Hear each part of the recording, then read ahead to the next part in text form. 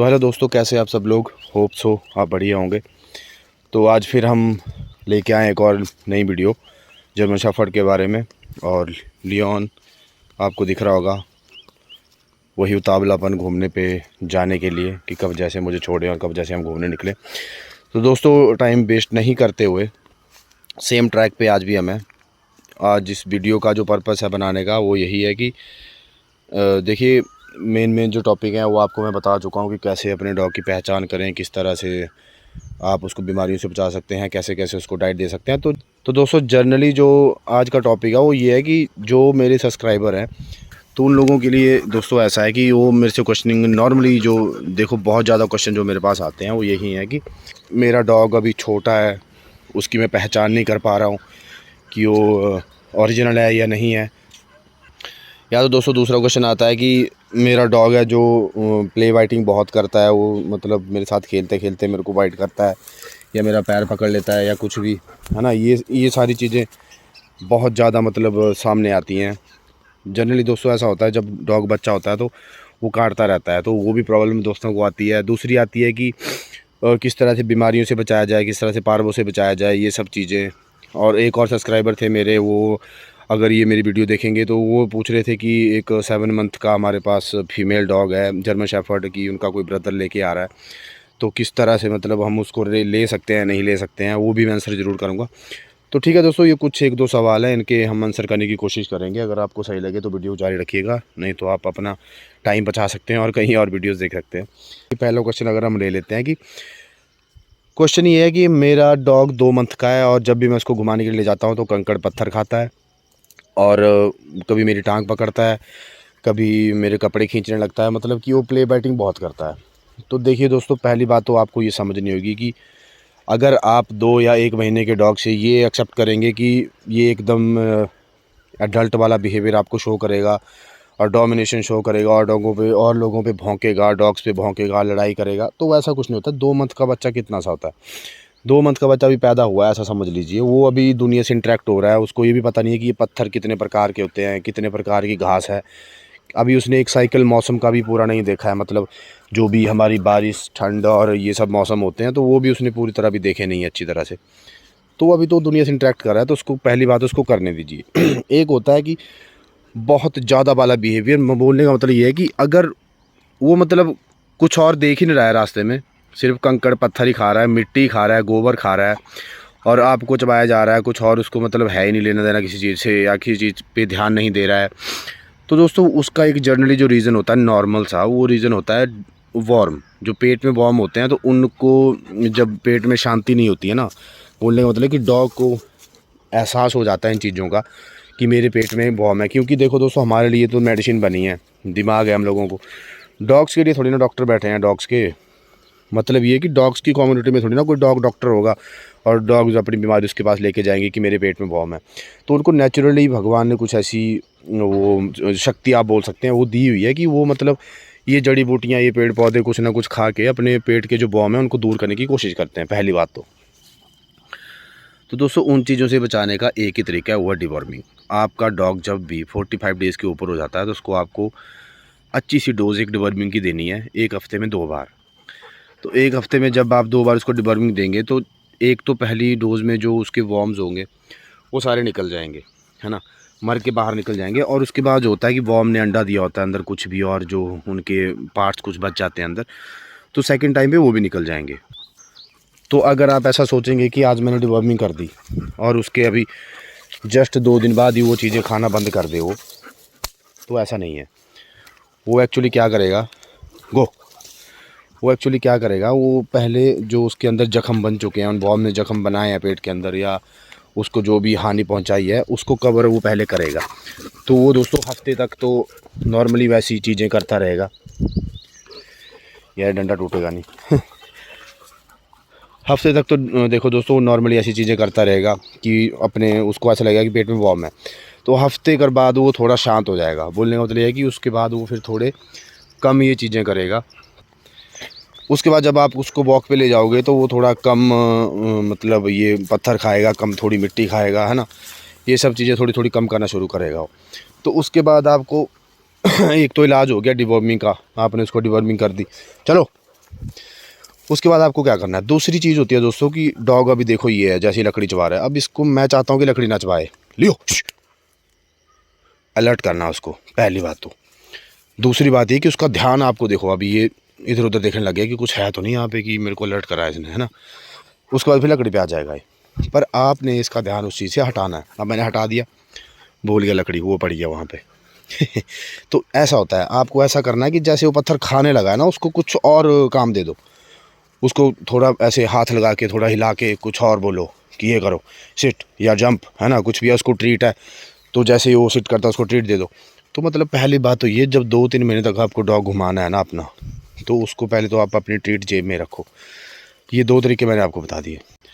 पहला डिवर्मिंग करो, दूसरा उसका ध्यान इधर उधर करो कि जैसे ही वो किसी चीज़ को खाने लगता है तो उसको थोड़ा सा बताओ कि नहीं ये चीज़ हमने नहीं खानी है।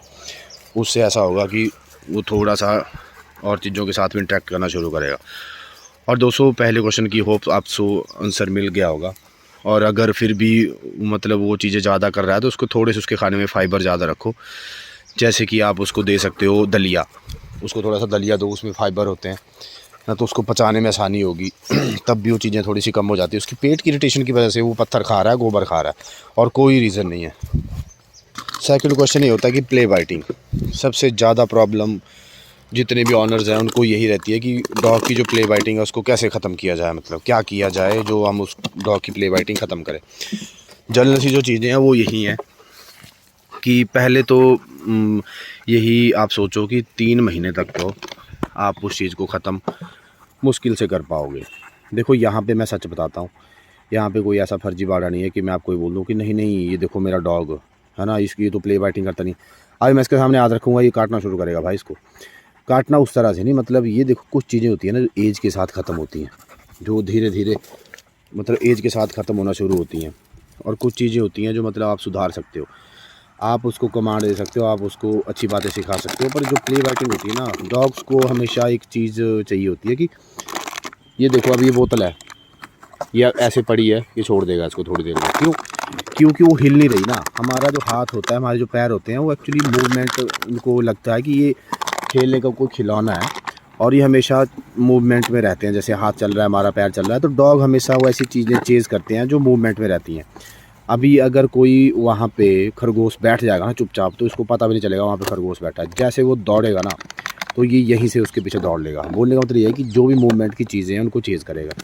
पहली बात तो ये, अगर आपके साथ के साथ खेल रहा है, अपना हाथ रोक दो, बिल्कुल ही रोक दो, रख दो एक जगह जैसे कि डेड हो गया हो, तो ये कोशिश करेगा उसको ऐसे पंजा मारने की कि हिला इसको, कि हिल क्यों नहीं रहा है ये। अगर आप नहीं हिलाओगे तो ये किसी और चीज़ में लग जाएगा जो हिल रही होगी।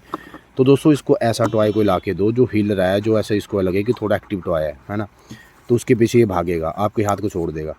और चलते चलते आपने कोशिश करनी है कि एक बॉल ले लो या कोई बॉटल में थोड़ा सा, मैंने पहले ऐसा ही किया था, बॉटल में थोड़ा सा रेत भरा था, उस रेत को भर के मैं बॉटल फेंकता था। 2 बॉटल मैंने बनाई थी, तो 2 बॉटल्स, एक में फेंकता था, एक ही लेके आता था, दूसरी में फेंकता था, दूसरी लेके आता था, है ना।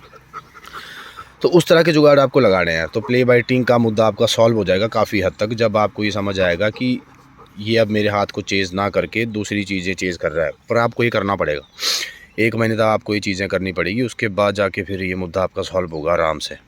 तो दोस्तों 2 क्वेश्चन तो मैंने आपके सामने क्लियर कर दिए पूरी तरह से कि क्या आप कर सकते हो इन चीज़ों के लिए। अब मैं थर्ड टॉपिक पे आता हूँ। तो देखिए दोस्तों, वीडियो थोड़ी लंबी हो सकती है तो माइंड मत करना, अगर आपको जानकारी चाहिए तो प्लीज़ आप देख सकते हैं।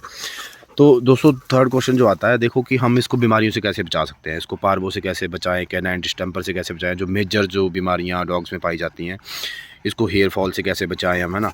एक और हो जाती है खुजली की बीमारी होती है, पूरे शरीर पे खुजली फैल जाती है, उसको हम चरड़ बोलते हैं नॉर्मल भाषा में, तो उस चीज़ से कैसे बचाया जाए। तो दोस्तों वो देखो, वो जो नॉर्मल सी बीमारी है ना, एक अगर आप लोग पहाड़ी इलाके से हो, अगर आप लोग हिमाचल के एरिया से हो, ये देखो अब इसको वो पंछी दिखा छोटा सा, 2 मिनट में चला गया। तो अगर आप पहाड़ी इलाके, तो एक गंधक नाम की चीज़ आती है जो मिलती है पंसारियों पे, गंधक, खाने वाला गंधक होता है। तो आपने बोलना है कि गंधक दे दो। तो आपको क्या करना है, जब भी आप डॉग को खाना देते हो ना, वो एक चुटकी भर थोड़ा सा लेके आपको उस खाने में डाल देना है।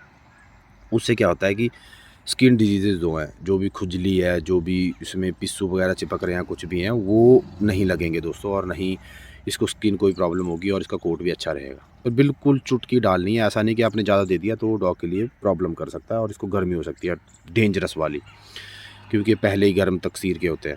तो ठीक है, वो तो एक बात होगी। दूसरी बात आती है दोस्तों कैनाइन डिस्टेंपर और पार्वो। देखो दोस्तों, इनका कोई इलाज नहीं है अगर ये हो जाते हैं आपके डॉग को। पहली बात तो ये आपका खर्चा ही होगा बेला, आपका डॉग नहीं बच पाएगा अगर उनको ये दो चीज़ें हो जाती हैं। ये चीज़ें आप सीधी सी बात है, एक तो जहाँ पे गंदगी वाला माहौल है, जहाँ पे बहुत से डॉग रहते हैं और वो बीमार पड़ रहे हैं और उनको बीमारियाँ हैं, उस एरिया में अपने डॉग को कभी मत ले जाओ। ऐसे खुले एरिया में घुमाओ दोस्तों। देखो यहाँ पे कोई डॉग नहीं है, कुछ नहीं है, कोई भैंस नहीं, कोई गाय नहीं, कुछ नहीं है, मतलब लिटरली ये साफ़ एरिया है ना। यहाँ पे छोटे कीड़े मकोड़े ज़रूर हो सकते हैं पर मतलब बीमारियों का खतरा ज़ीरो है ना। एक तो बरसात में बाहर घुमाओ ही मत, पहली बात तो हल्का फुल्का घुमाओ, लेंटर पे कुदवा लो कोई बात नहीं, उस हिस्से की एक्सरसाइज हम बाद में कर लेंगे, है ना। पर बीमारी थोड़ी ना लगानी है डॉग को। बोलने का मतलब ये है कि जो कैनाइन डिस्टेंपर और पार्वो है उसके लिए आपको टाइम से इसको वैक्सीनेशन बिल्कुल टाइम टू टाइम करवानी पड़ेगी, नहीं तो आप इसको नहीं बचा सकते हो। और एक दिन ऐसा आएगा कि इसके मुंह से झाग निकलना शुरू हो जाएगा, आप देखते रह जाओगे और आपका डॉग बेचारा भगवान को प्यारा हो जाएगा। तो वो चीज़ से बचाने के लिए आपको ज़रूर 9-in-1 वैक्सीनेशन करवाइए। 800-900 रुपये की आती है। आपका वेट जो है वो जनरली इसकी जो रेबीज़ है उसी का इंजेक्शन लगाता है, क्योंकि उनके पास जो सरकारी आता है सैंपल वो उसी का ही ज़्यादातर आता है। तो 9-in-1 का इंजेक्शन आपको अपनी तरफ से देना पड़ता है, तो वो प्राइवेट जो वहाँ पे शॉप पे जाके वहाँ से आपको लेके फिर उनसे आपको लगवाना पड़ेगा, है ना। तो इस चीज़ से बचाने के लिए सिर्फ इंजेक्शन ही एक इलाज है, दवाई ही लेके इलाज है, और ऐसा कुछ नहीं कि कुछ खाने को दोगे तो वो बच जाएगा, नहीं। तो दोस्तों ये तो रही बीमारी की बात। अब मैं उन भाई की बात कर लेता हूँ जो हमारे सब्सक्राइबर हैं, नाम तो मैं खैर नहीं लूँगा, पर अगर वो देख रहे हैं तो समझ जाएंगे। तो उनको चाहिए थी एक फ़ीमेल जर्मन शेफर्ड, चाहिए नहीं थी सॉरी, उनके भाई कहीं से ला रहे थे, तो वो मेरे से कंसल्ट कर रहे थे कि क्या लाना सही रहेगी, बड़ा एक डॉग जो होता है वो लाना सही रहेगा और क्या फ़ीमेल सही रहेगी, है ना। तो देखो दोस्तों 2-3 क्राइटेरियाज़ होते हैं। एक तो पर्सनल चॉइस बंदे की होती है कि आपको मेल चाहिए या फीमेल चाहिए। मैं तो इन चीज़ों में फ़र्क नहीं समझता हूँ, पर अगर फिर भी अगर आप लॉयल्टी की बात करें तो मेल डॉग से ज़्यादा फीमेल में लॉयल्टी ज़्यादा होती है और वो आपके साथ भी ज़्यादा रहेगी। ये फिर भी फीमेल्स के पीछे चला जाएगा, उसके पीछे मेल आ सकते हैं पर वो मेल्स के पीछे कभी नहीं जाएगी, पहली बात तो ये। ठीक है दोस्तों, ये बातें बहुत ज़्यादा मैटर करती हैं, बाद में समझ आती हैं। अभी ये बड़ा हो चुका है, 1 साल के करीब होने वाला है, 11 मंथ का हो चुका है। तो दोस्तों उसके बाद मेरे को चीज़ें समझ आती हैं कि अब अगर इसको फीमेल यहाँ पे हीट पे आई हुई दिख जाए तो देखो डॉग है, डोमिनेशन तो शो करेगा ये और डॉग्स को डराएगा और वहाँ पे जाने की कोशिश भी करेगा। तो अगर फीमेल आपके पास है तो उसका कोई ऐसा चांस नहीं है। और दूसरा आता है, आप कर सकते हो इनका ऑपरेशन। बोलने का मतलब ये कि आप इसकी नसबंदी करवा सकते हो और उससे आप इन सब चीज़ों से और बचे रहोगे। तो मेरी उनको ये सलाह है कि अगर आपका डॉग ज़्यादा 6 महीने की वो फीमेल है तो आप उसको अडॉप्ट कर सकते हैं, क्योंकि 6 महीने का डॉग ज़्यादा बड़ा नहीं होता है, अभी वो बच्चों की ही एज में होता है। अभी देखो 1 साल का हो गया, फिर भी ये भैंसों की तरह इस पत्थर से खेल रहा है, तो मैं क्या बोलूँ कि बड़ा हो गया। देखो जो दोस्तों जर्मन शेफर्ड मैं आपको पहले बता चुका हूँ, बॉडी से बड़े हो जाते हैं, दिमाग से भी बड़े हो जाते हैं, पर जो बिहेवियर वाइज हैं ये 2-3 साल तक, नॉर्मली 2 साल तक तो ये बिल्कुल बच्चे ही रहते हैं, है ना। नॉर्मली ये क्वेश्चंस भी आते हैं कि मेरा डॉग डोमिनेशन शो नहीं कर रहा है, वो और कुत्तों से डरता है, काऊ आती है तो उससे भी डरता है। देखो दोस्तों ऐसा नहीं है कोई एकदम से बच्चा पैदा होते काऊ को खाने पड़ जाएगा, नहीं। तो वो धीरे धीरे उस चीज़ को सीखेगा कि ये काऊ है, ये कुछ नहीं करती। एक टाइम ऐसा है वो भौंकना बंद कर देगा, उसको इग्नोर करके उसके पास से चला जाएगा। उसको बोलते हैं हम जर्मन शेफर्ड प्रॉपर्ली। इग्नोर इतना करते हैं ना ये और डॉग्स को, जब इनको पूरा तरह उनका बिहेवियर समझ आता है कि ये तो कुछ नहीं कर सकते मेरा, तो वो ऐसे इग्नोरेंस ये दिखाएंगे कि आप यकीन नहीं कर पाओगे। उस चीज़ को आप बोलते हैं इंटेलिजेंस, दिमाग। कुत्ते का दिमाग है कि ये, सॉरी कुत्ता कुछ लोग समझते हैं कि कुत्ता नहीं बोलना चाहिए, मतलब डॉग का दिमाग है ये, है ना। तो इस तरह की चीज़ें मतलब आपको आराम आराम से होती हैं। तो ठीक है, ये तो कुछ और टॉपिक है, पर देखो दोस्तों नॉलेज और इन्फॉर्मेशन दोनों ऐसी चीज़ें हैं कि जितनी आप लोगे उतनी कम होती हैं। तो मैं लास्ट क्वेश्चन का आंसर यही ख़त्म करता हूँ कि आप उस फीमेल को लीजिए, अच्छे से पालिए। वो पतली है तो उसको आप दूध, अंडे, मीट, है ना, 1 महीने तक खिलाइए आराम से, बढ़िया उसको डाइट दीजिए, डिवॉर्मिंग उसकी कीजिए, सबसे पहले वैक्सीनेशन करवाइए। अगर उन्होंने करवा भी दी है वैक्सीनेशन दोस्तों, तो आपको दोबारा से जब डॉग आपके पास आता है तो आपको दोबारा से वैक्सीनेशन करवानी है उसकी, और प्रॉपर वे में उसको एक अपने हिसाब से उसको पालना शुरू करना है। उनसे पीछे वाली डाइट नहीं पूछनी आपको वो क्या दे रहे हैं उसको। डॉग इतने फ्लेक्सिबल होते हैं, ये आराम से सब चीज़ें बियर कर जाते हैं। आप इनको जिस भी डाइट पे उतार दो ये उस डाइट पे शुरू हो जाते हैं। सिर्फ बच्चे को थोड़ी सी प्रॉब्लम होती है, बड़े डॉग्स को कोई प्रॉब्लम नहीं है। तो ठीक है दोस्तों, आज की वीडियो का अंत करते हैं यहीं पे ही। होप सो आपको इन्फॉर्मेशन अच्छी लगी होगी। मिलते हैं किसी नेक्स्ट ब्लॉग में, तब तक के लिए बाय बाय।